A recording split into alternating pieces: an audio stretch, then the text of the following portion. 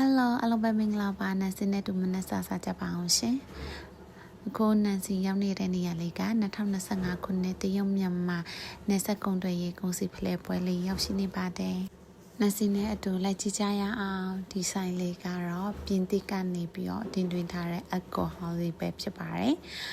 friend ကနေထုတ်ထားတဲ့ alcohol လေးပါစိတ်ဝင်စားတဲ့ဆိုရင်အတူတူ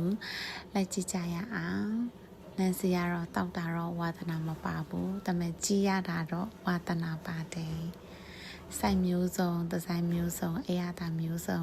ရနိုင်တယ်ဒီဆိုင်လေးကတရုတ်လက်မှုအထည်လေးတွေရနိုင်တဲ့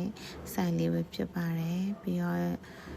brick ball ကမျိုးစုံရနိုင်တယ်ရိုးရရင်ချင်းမှုပုံစံတလေးလေးတည်ပြီးတော့